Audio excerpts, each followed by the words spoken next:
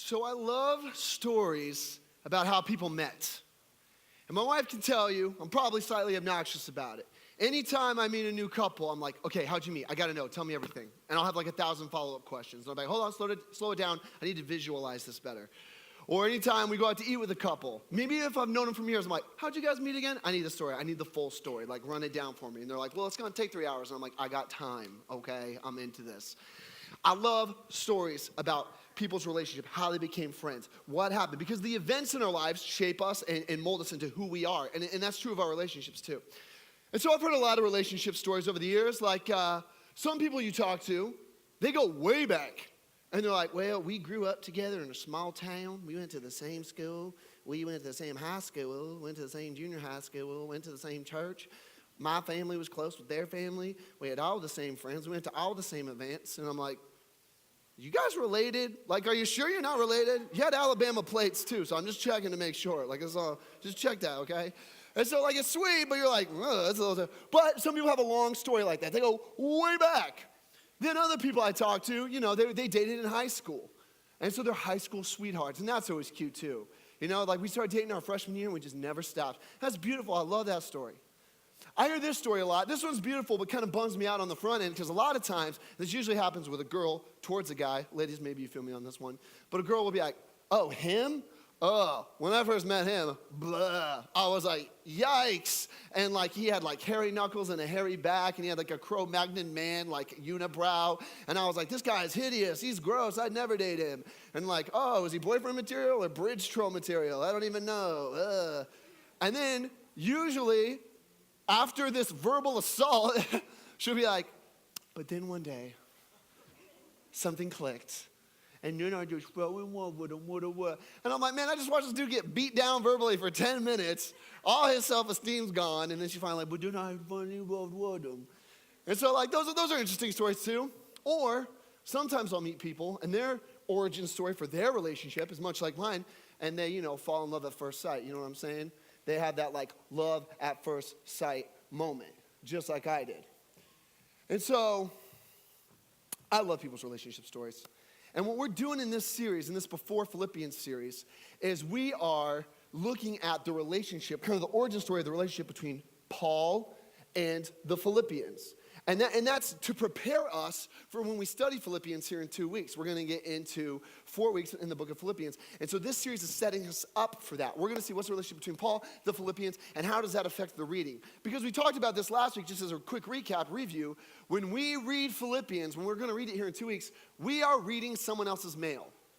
But God in his providence, and because the inspiration of Scripture, it's relevant to our lives today. God intended for us to have it. It went through this miraculous process to be in our hands today. And it's not written to us, but it's written for us. But as we're reading someone else's mail, we need to be aware who is writing it, to whom, and really to read Philippians well, to understand it well, and to apply it to our lives well, we need to understand the characters it involves. We need to understand their culture. We need to understand the context in which it was written, and we need to understand their relationship. So, by analogy, if 2,000 years from now, someone excavates your phone, okay? They dig it up, they unearth it, and they're like, what is this? And they're trying to learn about the time period in which we live. Say they're going through your phone and they see something like one of these pictures here. Let's throw it up. Just a picture of a phone. Ethan, anything? Okay, there we go. All right. So what if they see this? Notice the number at the top. I was trying to call Hollywood. 555-555-5555. What if they see this? There's an excited guy, there's a dancing baby, and like, I don't know, like, what was this culture? What were they trying to communicate? Did they use only pictures and hieroglyphics? What was this? Or like, go to the next picture. Like, who was that angry man? Who was the disgruntled child? Who is this dancing guy? What does this mean? And they would probably see in your text, they would see different cultural references and pop cultural references and political references. And they would see words like lit and fi. And to be honest with you, I don't know what those things mean. So 2,000 years from now, they'd have no chance. But they'd see a lot of stuff and they'd be like, I don't even know what this means.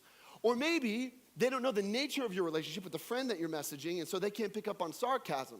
So your friend could say like, hey dude, thinking about dyeing my hair bright green and shaving the sides.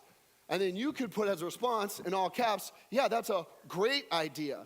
But you're being sarcastic. You're like, yeah, that's a great idea. But they might read it and be like, oh, he thought it was a great idea. Maybe everyone's hair was green. Maybe that was the culture back then. Because they don't know that you're being sarcastic. I had a friend in college from Switzerland. We called him Swiss Chris. And he didn't understand sarcasm. He said in his culture, they didn't have sarcasm. So he's like, I don't understand that. And I'm like, wow, you guys sound like a lot of fun. He's like, thank you. We are a lot of fun. I'm like, no, that was sarcasm, Chris. That was sarcasm. But he wasn't getting it. So if someone happened upon your texts, your letters, whatever, 2,000 years from now, they'd have a hard time putting it together. So it is with Philippians. It's tough to put together, tough to understand. So we're going to look at the relationship, the context, the culture, all that stuff in this series to help you better understand it. Now, we launched into next week a story. And I told you guys one of the best things to do when you're reading one of Paul's letters to a specific church at a specific time in a specific place, go to the book of Acts. So if you're like in Corinthians, you're going to be like, oh no, I don't know anything about the Corinthians. Where's Corinth? I don't know anything about this. So then, apparently you're a 72-year-old man saying this. I don't know why I did that voice. I don't know. And you should always go back to the book of Acts, and then you can look and find, oh, okay, here's what it looks like when Paul went to Corinth. Okay, cool, this helps me understand better. That's what we're doing in this series. And last week we were in Acts 16, and in Acts 16, Paul was traveling to Philippi. And we talked about how Paul came out of this place called Jerusalem, and he was just ready to go. He's ready to go share the gospel with everyone. He's like, ooh, we got to tell everyone about Jesus. I got to tell everyone about Jesus. And he starts to go to these different places. 2 times he gets shot down from going where he wants to go because God told him to pump the brakes. 2 times God was like, well, nope, not yet. And so then he finds himself in this waiting period in this place called Troas, and he doesn't know what to do. And then God appears to Paul, or God makes known to Paul what he's supposed to do next. And Paul has a vision. And in this vision, Paul sees this guy in this place called Macedonia, which is where the city of Philippi is. And Paul sees this man, and this man's crying out to him, Paul, come to Macedonia. We need your help. And so, and this sounds desperate. And so we talked last week, well, you might be thinking, like, what kind of a vision did Paul have? Like, what was Paul smoking? Like, was he tripping out? Like, what's going on? No, God speaks through visions. He still does today. I know even for myself, if I'm praying about something, sometimes God just, like, inceptions an idea or a picture into my head that I'm like, oh, I wouldn't have thought of that. And so that's kind of what God did with Paul. He kind of gave him this vision of someone who needed him. It was this, like, profound thing. So Paul immediately, once he sees this vision, he feels led by the Holy Spirit. He immediately sets off for Philippi. And we have actually the verse up there from Acts 16 last week. When Paul had seen the vision, immediately he wasted no time. He sought to go into Macedonia, where Philippi is, concluding that God had called him to preach the gospel to them. He felt called by God to go preach the gospel, to tell the good news of Jesus, Jesus' kingdom, Jesus' rule and reign on the earth, and what Jesus had done for the Philippians, the forgiveness and grace offered to them. So he goes to Philippi. Now, I want to show you a map. I'm a visual learner. If people just talk to me too much, I'm like, I check out. I have a hard time paying attention. Well, squirrel. So let's throw the map up here. This is what the world looked like to Paul. It was a cartoon rendering. And he went from, so last week, see up there by Galatia, he goes to Troas, and that's where he was just hanging out last week. He's like, I don't know what to do. What do I do? What do I do? And then he finally goes up to Philippi there. So that's where it is on the map. And that piece hanging out, you see Italy over there, and then this is Greece and Macedonia. The top part is Macedonia. That's where Philippi is. So Paul goes to Philippi. Now, next week, we're going to get into a lot of culture about Philippi because it'll be really important for the sermon next week. But for the sake of time, I'm just going to tell you kind of one thing about Philippi this week. And let's go to that verse. Setting sail from Troas, we made a direct voyage, we being Paul and his crew, which I'll introduce to you in a second, made a direct voyage to Samothrace, which sounds sexy, I like that, Samothrace. And then the following day to Neapolis, and from there to Philippi, which is where the Philippians are from, in Philippi, which is a leading city of the district of Macedonia and a Roman colony. Everyone say Roman colony. Very good. All right, so Roman colony, and we remained in the city some days. So here's what you need to know about this place, Philippi. Philippi was a very important city.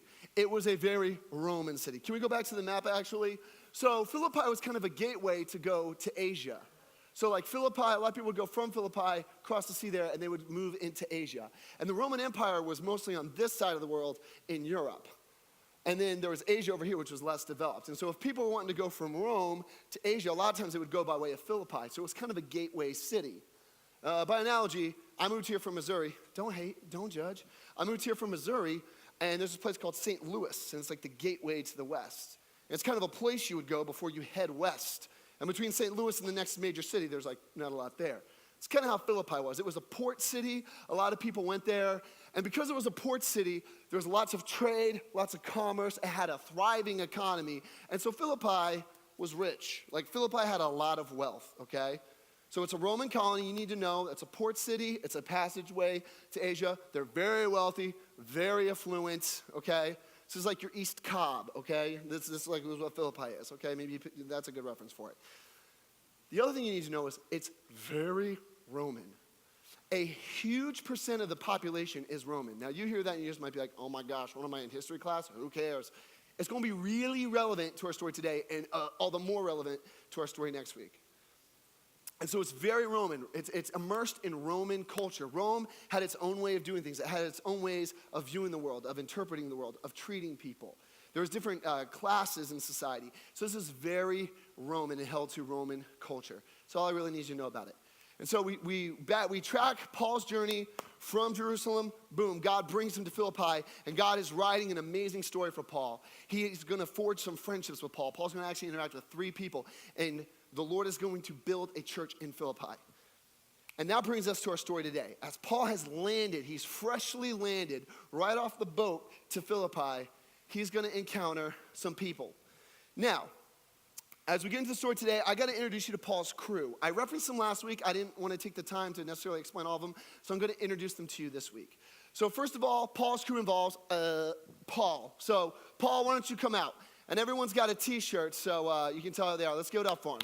Let's give it up. There's Paul. Hey, runway walk, pageant wave, pageant wave, pageant wave. Paul, he has his shirt tucked in. He's trying to be fancy.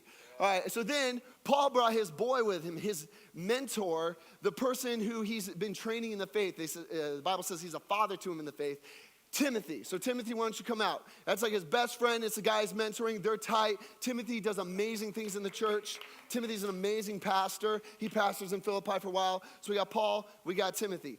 Then they bring Paul's boy with them, Silas. So Silas, you come on out. Silas, come on out. Pageant wave to the people as you come out. Pageant wave to the people as you come out. Hey, everybody. All right, so that's Silas. They bring Silas with them. And then lastly, they bring this guy here. Fellas, scoot over here a little bit. They bring this guy named Luke. Here, fellas, make your way this way. There's this guy named Luke who comes out. Now, Luke, his name should stand out to us. Wave at the people, Luke. Wave at the people. Wave at the people. Show them some love. Hey. Okay, so Luke actually was one of the disciples of Jesus. Oh. And Luke actually wrote a book of the Bible, and Luke named it Luke, which he's either super narcissistic or has zero creativity. I don't know, one of the two. But he names the book after himself. And it's an account of the life of Jesus. And then Luke actually went on to write the book of Acts, which is actually where we are today. He writes about the growth of the early church. And he knows about the spread of the early church because he was there. He was there. He saw the whole thing. And Luke is a doctor. He's a scientist. He's an historian. He's a scholar. He's a Renaissance man. Kind of like you, Cameron, actually. And he writes everything down, and he's not going to pull punches, and he's not going to make stuff up because he's a super intellectual person. So everything we can read in Acts, we can trust because that's how Luke rolls. So, fellas, let's scoot over here a little bit. Follow me, follow me. So they get into Philippi, right? Now, let's go to our next verse, 13. Let's see what they do. Let's see what they do. Let's see what they do. It says, on the Sabbath day, notice we, because Luke is writing. Luke, put your hand up. Wave at everyone. We, his crew, went outside the gate to the riverside. Now, let me stop with the Sabbath day. Some of you might know what the Sabbath day is. Some of you might not know. So I'm going to explain it real quick. The Sabbath day is the day of the week where Jewish people choose to worship.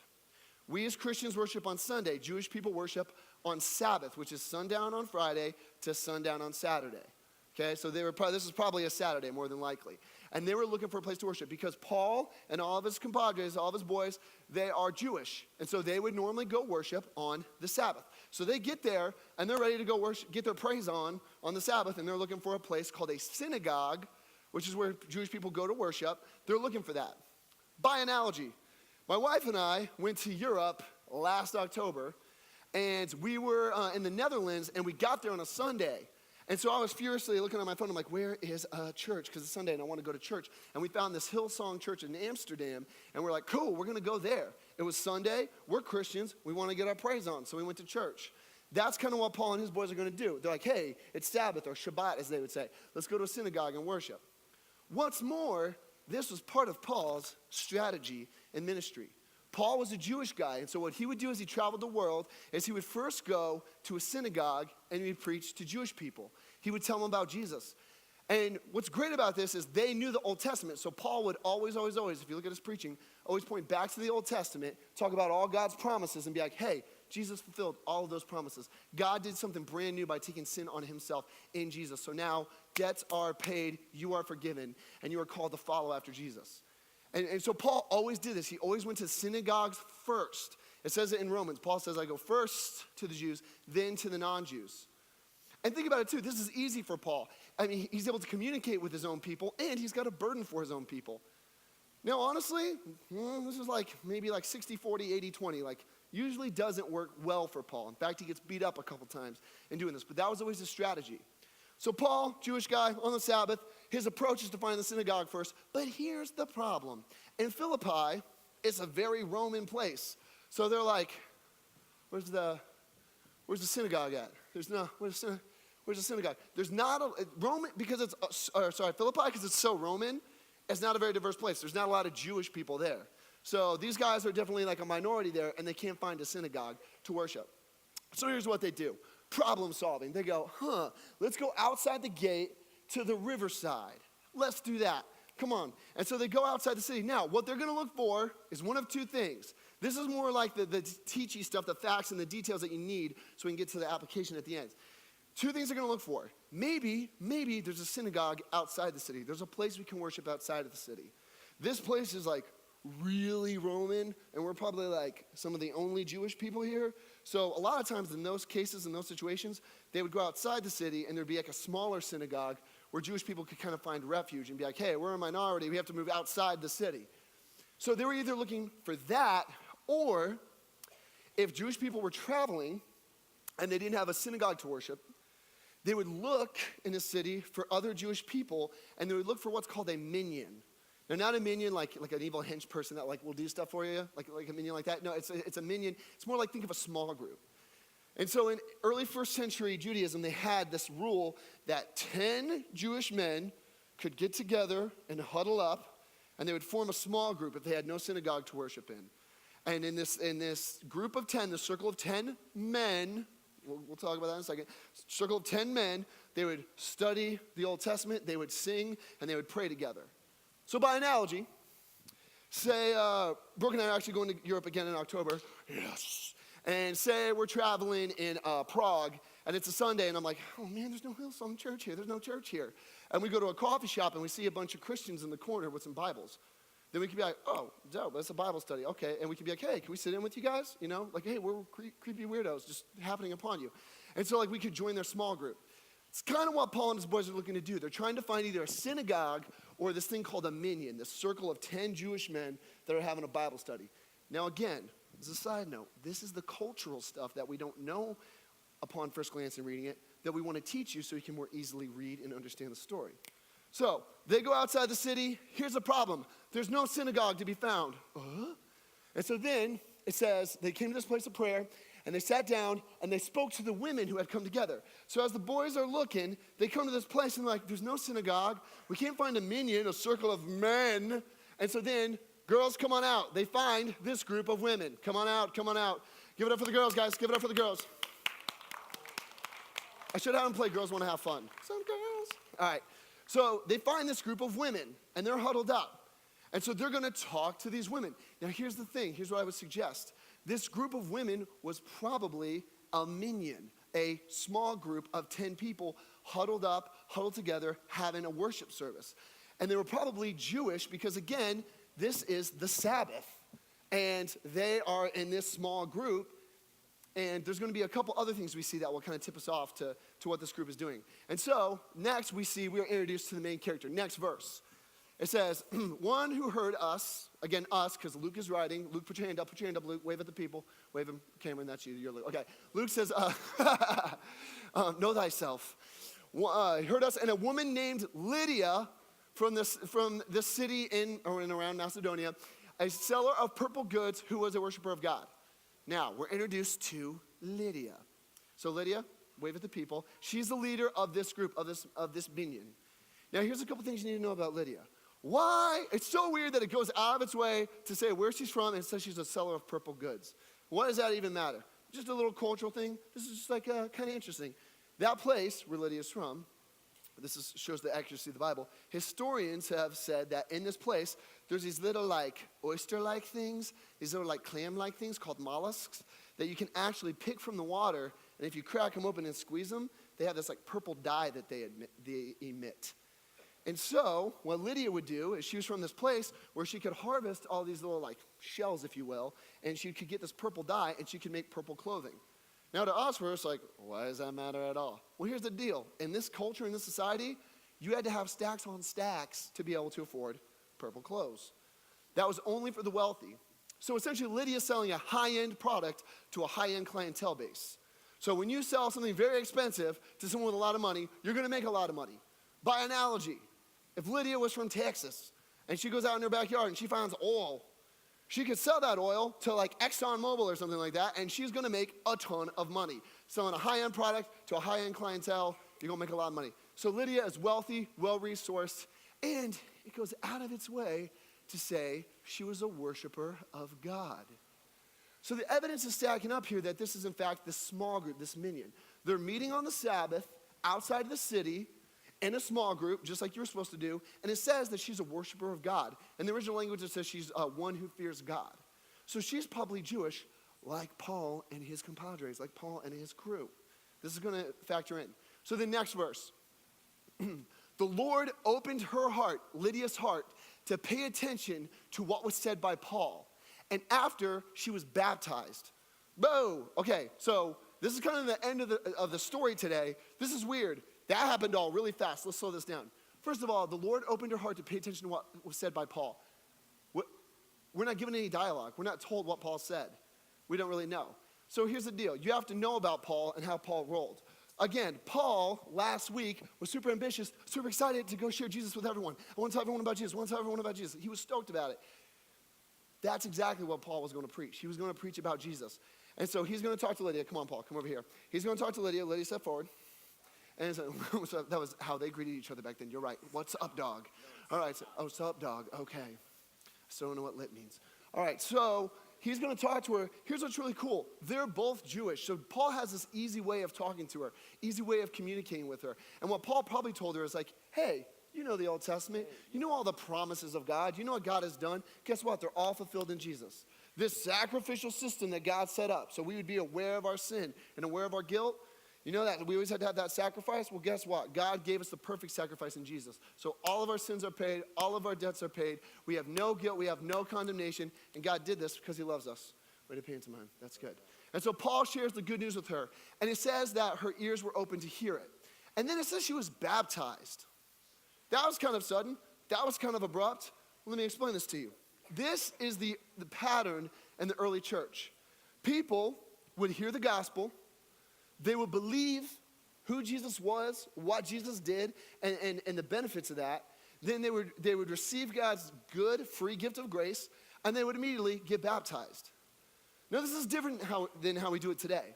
Some of you maybe grew up in a church context like I did, where they would do like a really long altar call, where the pastor would be like, we're going to keep playing until someone comes forward. We're going to keep playing. And that pipe organ just gets tired. And it was always an old lady. I'm like, I don't know if she has that much longer, dude. Like, let's wrap this up. And so maybe that's your background. Or like today, it's really popular to kind of like do like a show of hands thing. And that works and that's effective and that's a good thing. So we're like, maybe some of us are more accustomed to that. Like you hear something and you raise your hand and say, yeah, I want to respond to Jesus. Back in the early church, they would hear it and it was just like, quick, how do I get baptized? Where do I get baptized? Where do I go? Can we do it here? Can we do it now? And so that's actually what happens often in the book of Acts, and it happens here with Lydia. She's so moved by God's grace, and she's so blown away by God's promises and his faithfulness that she's like, boom, I believe, I receive, let's get baptized. And so it says she was, go back one. So let's go back to the verse. She gets baptized, and all of her household as well, all of her family members. And then she urged Paul and his crew, saying, if you have judged me to be faithful to the Lord, come to my house and stay. And she prevailed upon us, which means she talked him into it. So now she invites them into her household so she can demonstrate hospitality towards them and warmth towards them and kindness towards them. And here's the crazy thing. It says her household. Well, in the Bible, a lot of times the husband would be talked about before, don't be a distraction, the husband would be talked about before a wife would. And a wife was known by her husband in the Bible a lot of times. Well, it's weird that the husband's not mentioned, which has led people to think, Lydia was probably either a widow or divorced or single. And so she was stepping out and she was leading as a woman. And what's crazy is as Paul and his crew happened upon this group of women, they were looking for a group of men. They were looking for a group of like 10 Jewish men in a circle that they could have like Bible study with or a worship service with. There was no men to be found. There was like a leadership vacuum and void. There was no man to lead this thing. And so these women were like, we got this. And Lydia was like, we got this. And they stepped in, they stepped up, and they led out. And so that's what I want to kind of focus on the back end here as we end today. Guys, thanks for being up here. Everyone give it up, everyone give it up, everyone give it up, everyone give it up. You guys may go, you guys may go. So hopefully that helped you visualize the story. Lydia would go on, as she stepped in and stepped out, Lydia would actually go on to found the church at Philippi. History shows us that she hosted the church in her home. And so from her, other people came to know Jesus. Other people came to hear the gospel and to respond to it.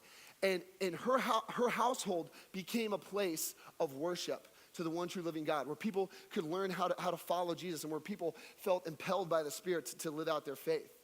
And God used Lydia, who was this woman who stepped into a context where normally men were supposed to lead, and in a culture, a Roman culture where men dominated, she stepped in, stepped up, and she led out. And God used her to help build the church. And so here's where I want to go with this, okay? Here's what I want to drive home with you guys. So 3 weeks ago, I taught a sermon where I was just like, hey, girls, hold on one sec. Ding, ding, ding, ding. Fellas, this one's for you. I'm going to point the sermon square at you guys. I want you guys to hear this. Today, and then I told girls, scoot to the edge of your seat because I'm going to talk to these boys about who God's called them to be, the men that they're created and called to be. Not conquerors, but caregivers. And I talked about this 3 weeks ago. Well, this week, I want to do the opposite. And I want to talk mostly to the young ladies here. I want to talk to the young women here. And fellas, you scoot to the edge of your seat because when we talk about, that was weird, because when we talk, I feel like a flight attendant. Exits on the left and right. As we talk about the kind of woman God created you to be and what God has called you to do as a woman, fellas, this is the kind of woman you need to be looking for. Like, you need to be looking for that kind of girl who's leading out and stepping up to what God's called her to do. So, here's what I want you guys to write down. Remember, it's so simple. Don't get it tattooed because I don't want to get in trouble. But whatever way you have to remember it, lead like Lydia. That's what I want you to remember. Lead like Lydia. That's called alliteration. It makes it easy, kids. Lead like Lydia. Step up and step into that opportunity. And so I want to give you some context for it, okay? I want to visualize this for you. So in your schools, maybe there's a leadership vacuum and void. Maybe at your school you're like, I'm one of like 2 Christians maybe. Or maybe in your friend group, you're like, well, some of my friends go to church, but I'm going to be real with you. They don't really act like it. And so maybe there's a leadership vacuum and void there. Well, as a woman created by God, called by Jesus, and empowered by the Spirit, you need to step in, step up, and lead out where there's a vacuum and a void there.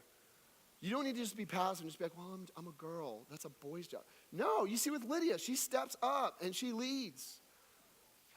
And here's the thing. If you do this in your school, maybe, because of this leadership vacuum and void, maybe you're the only Jesus that some of your friends will ever see. Maybe you're the only Jesus. Maybe you're the only person that people can look at and be like, man, there's something different there. There's something profound there. I want to be more like that. So lead out in your school. Lead like Lydia.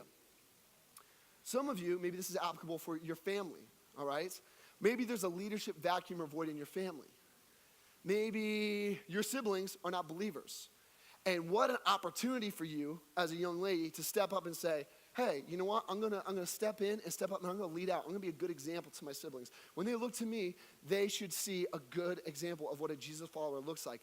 I should be a peacemaker in my family. And maybe for some of you, your parents aren't believers. Maybe your parents aren't Jesus followers. And maybe you have a profound opportunity to impact your parents. In fact, I know that's some of your guys' stories. And they tell us in seminary all the time, family is your first ministry. And I'm like, well, my family can't fire me for not doing my job, but I see the point, And perhaps family is your first ministry, your first line of defense. And so some of you, there's a leadership vacuum and void with your parents, and God has called you. You've been given this incredible opportunity to step into this leadership position as a young lady and say, you know what? That's going to change with me. And I'm going to lead out. And as you do that, maybe you're the only Jesus that your family sees. Maybe your parents, maybe your siblings, maybe your extended family. Maybe you're the only Jesus that they see. And maybe there's something infectious about that, something that's inspiring about that when they look at you and they go, wow, there's something different there. Some of you need to lead out and just lead like a Lydia in your family. Some of you need to step out and lead in church. And let me tell you this, and we don't talk about this in church a lot. There is a long, rich history of women leading amongst God's people. You go all the way back to Exodus. There's this woman named Miriam. I'll give you the fast version. There's this woman named Miriam, and she helped lead songs on the other side of slavery, and she helped lead the people in praise to God. Later on, there was this woman named Deborah, and there was no judge to rule the land, and Deborah's like, I got this, and that's how she said it too, I got this. And Deborah stepped up into this position.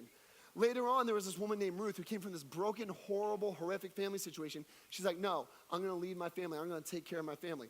Later on in the Old Testament, there's this woman named Esther, and her people are going to experience a genocide, and they're going to be murdered. And she steps up and is brave, and she's bold, and she's confident, and she believes in the Lord. And she's like, no, I'm going to help save my people, and she does. And the Lord works through her in that. Then in the New Testament, you have this young woman named Mary, and God appears to her and says, hey, you're going to give birth to Jesus. And he's going to be Emmanuel, God with us, God in the flesh. And so God entrusted this woman with that. And what a great responsibility. And then even later on in Jesus' ministry, there's this other woman named Mary, who's the sister of Lazarus, and she comes and she helps support Jesus' ministry. She funds some of Jesus' ministry, and she helps house the disciples. Then we come to the story of Lydia, and she's in this place where there's no leadership, none at all, and she steps in and she leads out. And then later on in the book of Acts, there's another woman named Priscilla who welcomes people into her house and helps build the church there. Later on, there's this woman named Phoebe who helps serve the church and take care of the sick there and feed people there. Later on, there's this other woman in the church, and she goes on to be an apostle in the church, a leader in the church. Her name's Junia. And then even in the early church, this is one of my favorite stories. My wife's heard me tell this story before. Women were responsible for the outreach and care of orphans in the early church. Because in Roman society, if you didn't want your baby, they would actually just leave it outside in the cold. They're like, I don't want my baby, or there's something wrong with my baby. I'm going to leave it outside. And women in the early church would come around and they would say, excuse me. And they would take and pick up these babies and be like, you must have lost your mind. And bring them back to the church and care for them. And so women have always led out in the church. And I would say part of the foundation of the church has been built on the faithfulness of faithful women, on the love and the labor of faithful women who led out. And you know what's different today? Nothing. The church still needs women to step in and lead. And we have a lot of women that help lead here in different ministries and who serve here in ministry. And every female group leader, would you mind raising your hand for a second? Every female group leader, would you mind? We have leaders in this room. Amazing, selfless leaders in this room. Yeah, give it up for them. And young ladies, you can look at them as a good godly example and be like, yeah, I want to be like them. I want to be like them. I see Jesus in them. I see leadership in them. You need to step out and step in and lead out with that. But here's the last thing I kind of want to talk to you about. I want you, young ladies in the room, and I tried to craft the sermon as, okay, what would I say to my future daughter if I have a daughter? I can't tell you your name so you don't steal it, so we just call her little baby J, okay? I made the mistake of telling someone a child name I liked one time, and then they took it. So, right, that's cold. And so, or I can give you a terrible name. We're going to call her Football Cleat, okay? Take that, Football Cleat. Yeah, that's what we're going to name her. And so I want this sermon to be like what I would tell my daughter. And here's the thing. I want you to lead in your future relationships. As young women, I want you to be leaders in your relationship. Now, here's the deal. A lot of times, and this is what I grew up with a lot, it was like, girls, just wait and be patient for the male leader that God will bring into your life. A good, strong, godly leader, that's a man. Here's what I would say to that. Yes. Wait for that good, godly leader, that's a guy. And fellas, you want to be that good, godly leader. You want to be that guy that can lead well. But here's the deal. Here's what I don't like about that. Sometimes the language you use for that is like, wait, chill, be patient, be passive. And then the stats, statistically and societally, people are staying single longer. So you hit your early 20s, mid-20s, late 20s, early 30s, mid-30s, late 30s. And sometimes people are still like, I'm still waiting. I'm still waiting for this person. I'm still waiting for leadership. And then you get so far in your life, and it's like you've just been waiting, like your life is on pause or something like that. No, that is not what Jesus has called you to. That's not how God created you. That's not what Jesus is leading you to, and that's not how the Holy Spirit is empowering you. No, you need to lead yourself. That's the thing. You need to lead yourself. So with all the things we've talked about, you need to step up. So be a leader now in your school. Be a leader now in your family and be Jesus to those people. Be a leader now in your church. Help out in leading groups. Help out in outreach ministry. Help out in whatever needs to be done. And start developing healthy patterns and habits to where you are seeking the Lord. You are walking with the Lord. You're studying the Word. You have an active prayer life. You're showing people the grace and kindness of God. Do that now. Now, girls, don't listen. Hey, fellas. What I just described, that's what you're looking for, okay? That's exactly what you're looking for. Girl that's a leader in her school, that's hot, okay? Like, look for that. Girl that's a leader, stepping out and being Jesus to her family, that's hot, okay? Girl that's serving in the church, that's hot, okay? I do declare, that's what you want, okay? Girls, you can listen again. So fellas, just keep that in mind. That's what you need to be looking for. And so start leading yourself. And then here's the hope, okay? Here's what I hope for you guys. You guys become strong leaders. You become strong women doing what Jesus has called you to do. And then someday you look over and you find a guy who comes along who also is a good, strong leader for Jesus in his school and in his family and in his church. And then you two are going to be a strong couple. And you guys are going to be able to lead together, and you're going to be able to support one another and build one another up in love. And I know, I mean, even as a pastor, there's ways in which, as a man, I feel like I lead our family. And then there's other ways, I'm going to be just 100, where I feel like my wife leads me in some ways that's super helpful. Where she's like, hey, Matt, it's a 40-hour work week, not an 80-hour work week. Or like, more than 4 hours of sleep is great, And so like there's ways where my wife is able to provide leadership and ways in which I'm able to provide leadership. And I feel like we can complement each other well in that. And I mean, of course, it's 90 me, 10 her. No, I'm just kidding. Just kidding. Don't hurt me. Just kidding. But there's this like mutuality, and we can help and support one another. So young ladies in the room, that's what I want for you guys. That was what I would want to tell my daughter, Football Cleat Johnston, someday. That's her name. That's what I want you to know. And so I want to end tonight by just encouraging you in this. A lot of the language, and especially for like when I was growing up, in youth group a lot, they would have these like girl talks and stuff. And I felt like the language was always like, girls, sit around and wait, and your daddy will provide you, your king, your daughter the king, and your king will provide you a prince someday. And in the meantime, just wait and do your devotionals. And I'm like, that's good. Like, that's all good. Wait, be patient. Amen. We talked about that a couple weeks ago. Yes, your heavenly Father loves you. You are a daughter of the King. You have so much value and worth. But what I don't love about that, and I'm putting like, little Football Cleat Johnston, my daughter, into this situation. What I would want to tell my daughter is, well, that's predicated on being passive. So basically, you just have to kind of like sit around and like, I'll be like, no, lead out now. And so many women's events when I was a kid for young ladies was like, wait, quiet, patient, where I'm like, they should do one with like, you some bad women, okay? Like, you need to know that. You are strong. Like, that's what I would want my daughter to hear. I think we're taping this. I'm going to look at the camera. You need to hear that. You are strong, okay?